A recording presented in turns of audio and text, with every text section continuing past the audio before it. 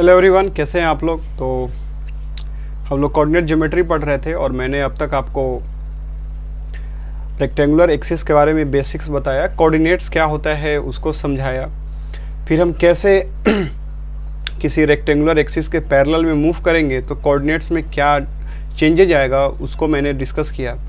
उसके बाद फिर डिस्टेंस फार्मूला, सेक्शन फार्मूला और उस पर कुछ हम लोगों ने क्वेश्चन किया था। अब हम आगे पढ़ते हैं।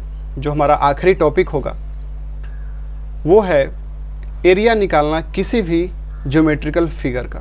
अगर कोई भी ज्योमेट्रिकल फिगर हमें गिवन हो तो उसका हम कैसे एरिया निकाल सकते हैं यूजिंग द कोऑर्डिनेट ज्योमेट्री। तो यहाँ पे जो हम कॉन्सेप्ट यूज करेंगे, यहाँ पे हम दो कॉन्सेप्ट यूज करेंगे। जो सबसे पहला कॉन्सेप्ट होगा हमारा वो कोर ज्योमेट्री का कॉन्सेप्ट होगा। मतलब कि आपने 9th क्लास में पढ़ा होगा मेंसुरेशन टॉपिक, उसमें आपने याद किया होगा कि रेक्टेंगल का एरिया कितना होता है, लेंथ इंटू विड्थ। उसके बाद स्क्वायर का एरिया क्या होता है, साइड स्क्वायर। फिर पैरेललोग्राम का एरिया क्या होता है, फिर रोम्बस का एरिया क्या होता है। ये आपने इसको आपने पढ़ा होगा। और अगर नहीं पढ़ा है तो ये आपका होमवर्क है। आप कोई भी बुक उठाइए या इंटरनेट से आप क्या कीजिए, जितना भी जो फेमस हमारे पास ज्योमेट्रिकल डायग्राम्स है, लाइक स्क्वायर हो गया, मैं लिख भी देता हूँ, स्क्वायर हो गया, रेक्टेंगल हो गया, पैरेललोग्राम, उसके बाद रोम्बस, उसके बाद स्क्वायर हो गया, रेक्टेंगल हो गया, पैरेललोग्राम हो गया, रोम्बस हो गया, फिर ट्रेपेजॉइड और फिर ट्रायंगल्स। बस इतने डायग्राम्स का आप एरिया आप लिख के मुझे बताएंगे या अपने कॉपी पे कहीं पे इसको लिख लीजिए जो आपके काम आएगा। इसी बहाने आपका रिवीजन भी हो जाएगा। सिर्फ एरिया ही नहीं, इससे रिलेटेड जो भी कुछ हम निकाल सकते हैं लाइक पेरीमीटर्स या और भी कुछ निकाल सकते हैं। आप कोई भी स्टैंडर्ड बुक खोलेंगे तो उसमें आपको गिवन होगा, तो वहाँ से आप क्या करिए, ये सब कुछ इनका एरिया, इनका पेरीमीटर्स और इससे रिलेटेड जैसे कि साइड और फिर डायगोनल के बीच क्या रिलेशन होता है, ये सब जो रिलेशन आप फाइंड आउट कर सकते हैं सब कुछ फाइंड आउट करके इसको रखिएगा। ठीक है। तो जो एरिया निकालना होगा, एक तो कोर ज्योमेट्री का कॉन्सेप्ट हुआ। मतलब अगर स्क्वायर का आपको एरिया निकालना है तो ये कितना होता है, साइड का स्क्वायर। मतलब आपको साइड का अगर लेंथ पता चल गया तो वहाँ से भी आप एरिया निकाल सकते हैं। या दूसरा जो तरीका होगा वो होगा यूजिंग द कोऑर्डिनेट्स।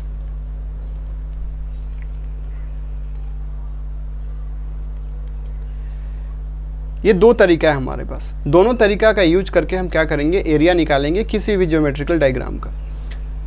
अब पहला मेथड तो ये हो गया कि आप इनका फॉर्मूला याद करिए और लेंथ फाइंड आउट करिए, या लेंथ विड्थ जो चीज़ इसमें पूछा जा रहा है, हाइट, वो फाइंड आउट करिए और इस फॉर्मूला में पुट करिए और फिर आपका क्या हो जाएगा, एरिया निकल जाएगा।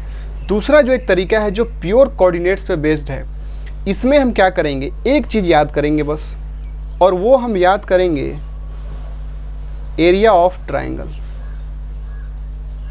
एरिया ऑफ ट्राइंगल को हम याद करेंगे और उसी का यूज करके कोई भी अगर हमारे पास डायग्राम गिवन हो कोई भी, तो उसका हम क्या करेंगे, एरिया निकाल लेंगे। तो अब हमारे दिमाग में ये सवाल आता है कि एरिया ऑफ ट्राइंगल क्या होगा। तो मान लीजिए कि कोई एक ट्राइंगल है। अगर ट्राइंगल है तो इसके पास कितना वर्टिसेस होगा, 3। पहले वर्टिसेस का कोऑर्डिनेट है x1, y1, दूसरे का है x2, y2 और तीसरे का है x3, y3। अब अगर आपसे पूछा जाए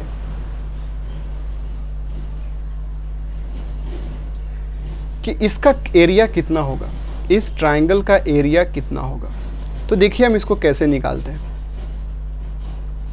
जो एरिया होगा ट्राइंगल ABC का, उसको हम लिखेंगे 1/2। और देखिए इसको लिखना कितना आसान है। हम इस पॉइंट से स्टार्ट करेंगे और बस इस साइकिल में हम इसको रोटेट कर देंगे एक बार। कैसे करेंगे वो देखिए।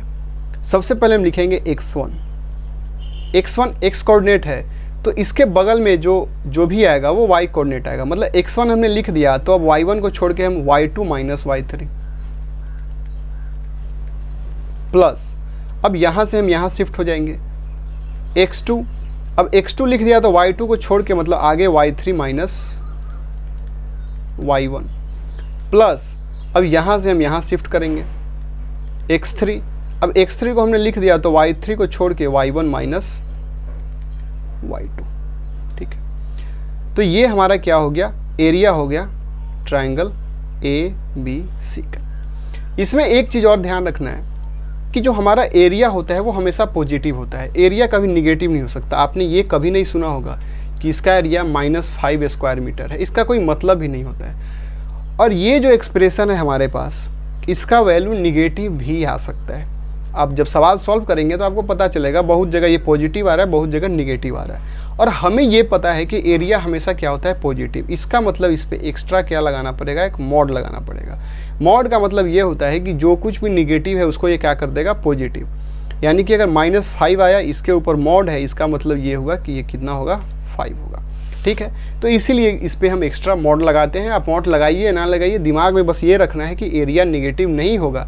तो कभी भी आप आंसर ये नहीं निकालेंगे कि इसका आंसर -5 स्क्वायर मीटर आ गया, या इसका आंसर -10 स्क्वायर यूनिट आ गया, या कुछ भी ऐसा। जब भी वो माइनस आएगा उसको आपको क्या कर देना है, प्लस कर देना है। तो आई होप ये फार्मूला आपको समझ में आया, और सिर्फ एक ही फार्मूला आपको अपने दिमाग में रखना है, और इसी का यूज करके हम किसी भी डायग्राम का क्या करेंगे, हम एरिया निकालेंगे। फिर से एक बार मैं रिवाइज करा देता हूँ कि इस फार्मूला में क्या है, 1/2 इंटू, हम कहीं आप एक जगह से कहीं से शुरू हो जाइए। मान लीजिए आप x3 से शुरू हो जाइए, तो x3 इंटू, अब उसके आगे बढ़ के y1 माइनस y2 प्लस, अब यहाँ से हम यहाँ शिफ्ट होंगे x1 into y2 minus y3 plus x1 into ये तो हो ही गया, plus x2 into y3 minus y1। अब कैसे भी करिए, बस ये जो रोटेशन है इसको सेम रखना है। अदरवाइज आप कहीं ये कर सकते हैं y1 माइनस y3, तो ये टर्म जुटने के बजाय क्या हो जाएगा, घट जाएगा।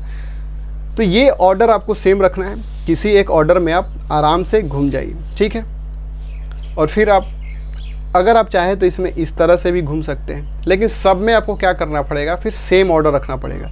यानी x1 तो y3 माइनस y2, तो x2 in through y2 minus y1, फिर x2 into y1 minus y3। तो आप अगर इस डायरेक्शन में अगर घूमेंगे तो पूरे में आपको इस डायरेक्शन में जाना पड़ेगा, और अगर आप ऐसे जाते हैं तो वहाँ भी पूरे में आपको ऐसे ही जाना पड़ेगा। तो जो भी हो, ये फार्मूला है, आप इसको जैसे भी याद रख करिए, ये आपके ऊपर है, लेकिन इसको याद रखना है। ठीक है, अब हम देखते हैं इससे कुछ सवाल कि कैसे हम इसका यूज करके हम किसी का भी एरिया निकाल सकते हैं। मान लेते हैं हमारे पास एक क्वेश्चन है कि आपके पास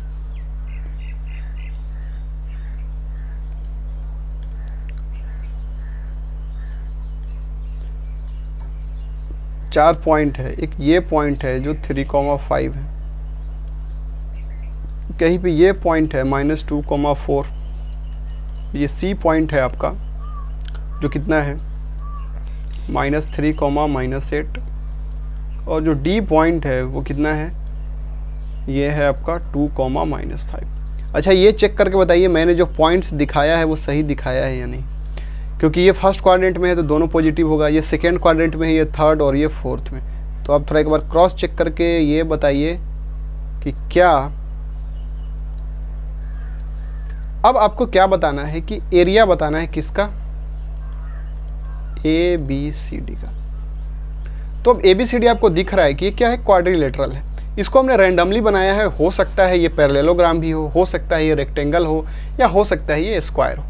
तो अगर आप ज्योमेट्रिकल अप्रोच रखेंगे, अगर आप ज्योमेट्री से इसको बनाना चाहते हैं, मतलब ये वाला मेथड, तो आपको सबसे पहले क्या करना पड़ेगा, आपको सबसे पहले जो पहला स्टेप होगा वो क्या होगा, आपको फाइंड आउट करना होगा कि ये कौन सा क्या है, ज्योमेट्रिकल डायग्राम है।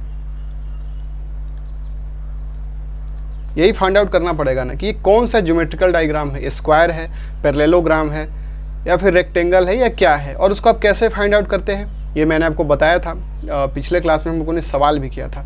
अब लेंथ निकालिए डिफरेंट साइड्स का, उनको कंपेयर कीजिए, डायगोनल का लेंथ निकालिए और वो कंपेयर करके अगर आप मान लीजिए पता कर पाते हैं कि ये रेक्टेंगल है तो आप क्या करेंगे, लेंथ का आपके पास डिस्टेंस है वो आप डिस्टेंस फार्मूला से निकाल सकते हैं। फिर विड्थ का डिस्टेंस आप निकाल लीजिए डिस्टेंस फार्मूला से, और लेंथ इंटू विड्थ को क्या करेंगे आप फाइंड आउट, उसके बाद मल्टीप्लाई करके क्या करेंगे, एरिया निकाल सकते हैं। तो दूसरा स्टेप हमारा क्या हो जाएगा, फाइंड आउट डायमेंशंस।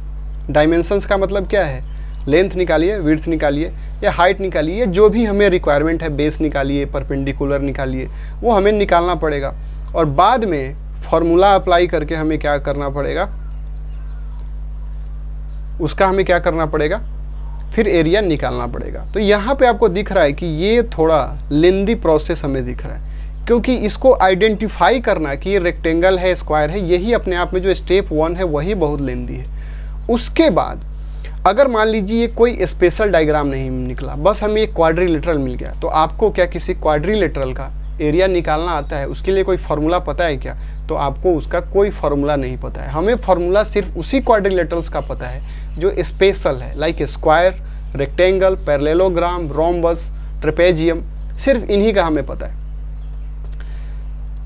तो इस केस में क्या होगा, फिर हम अटक जाएंगे। तो उससे बेटर है कि आप इसको कोऑर्डिनेट से निकाल लीजिए। तो कोऑर्डिनेट्स से निकालने के लिए आपको क्या क्या पता होना चाहिए। ऐसा थोड़ी ना है कि हमें कुछ भी गिवन होगा तो हम उसमें कोऑर्डिनेट ज्योमेट्री का कॉन्सेप्ट अप्लाई कर देंगे। तो आपको जो गिवन होगा वो क्या गिवन होगा, आपको गिवन होगा कोऑर्डिनेट्स ऑफ ऑल वर्टिसेस। जितना भी वर्टिस है इसके पास उसका आपको कोऑर्डिनेट्स दिया होगा। और अगर मान लीजिए नहीं दिया होगा तो सवाल में कुछ ऐसा इंफॉर्मेशन होगा कि आप कोऑर्डिनेट्स निकाल पाएंगे। ठीक है, अब उसके बाद हमें क्या करना है, इसको ट्रायंगल्स में ब्रेक कर लेना है। तो इसको हम कैसे ब्रेक कर सकते हैं, मान लीजिए अगर इसको हम इससे ज्वाइन कर दें तो क्या हम ये बोल सकते हैं कि area of ABCD is equal to area of ACD plus area of ABC। मतलब ये एरिया और ये एरिया अगर दोनों को हम ऐड कर देंगे तो क्या हमें ओवरऑल एरिया निकल जाएगा जो हमें निकालना है। और अब ये जैसे ही ट्राइंगल में ब्रेक हो गया तो क्या इसको हम कोऑर्डिनेट ज्योमेट्री का यूज करके हम इसका एरिया निकाल सकते हैं, बिल्कुल निकाल सकते हैं। वो कैसे, वो हम निकाल सकते हैं इस फॉर्मूला का यूज करके। ठीक है, तो इस फॉर्मूला को यूज करिए और इस ट्राइंगल का एरिया निकालिए, इस ट्राइंगल का एरिया निकालिए और दोनों को क्या कर दीजिए, ऐड कर दीजिए। ऐड करने से पहले आपको ध्यान रखना है कि जो भी एरिया होगा उस पर हमें क्या लेना है, मॉड लेना है। हो सकता है इसका एरिया -3 आ जाए और इसका एरिया 5 आ जाए, तो ये नहीं करना है कि आप 5 और प्लस -3 तो फिर ये ओवरऑल एरिया 2 हो जाएगा, तो ये आप गलत कर जाएंगे। आपको क्या करना है, यहीं पे मॉड ले लेना है, यानी 3, और ये तो पॉजिटिव है ही, तो 5 + 3 कितना होगा, 8 होगा। ऐसे करके आपको एरिया निकालना है किसी का भी। तो ये आपका होमवर्क रहा। इस क्वेश्चन का भी आप क्या करिएगा, एरिया निकालिएगा और इसका आंसर मुझे ज़रूर बताइएगा।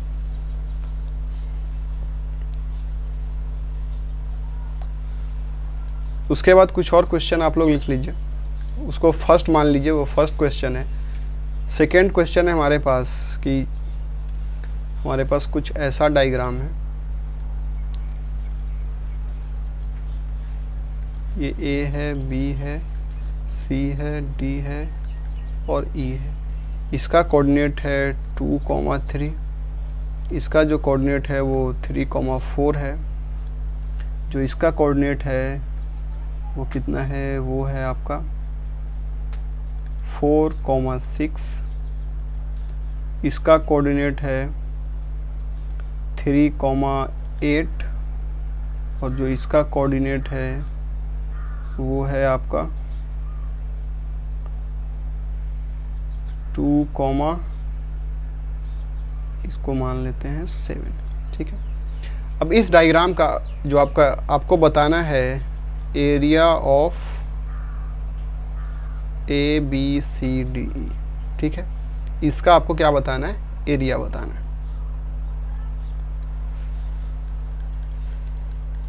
एक और क्वेश्चन ले लीजिए आप लोग।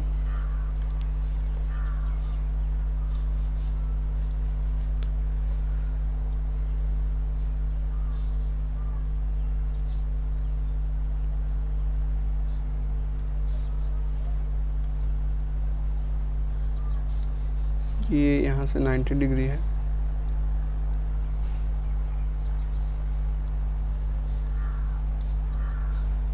ठीक है,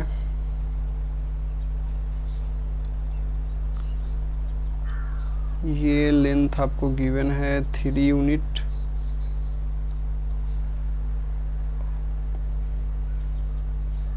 ये कोऑर्डिनेट आपको गिवन है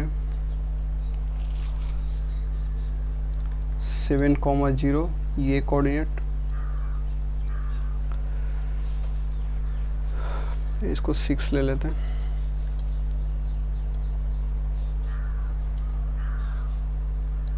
ये 6 है।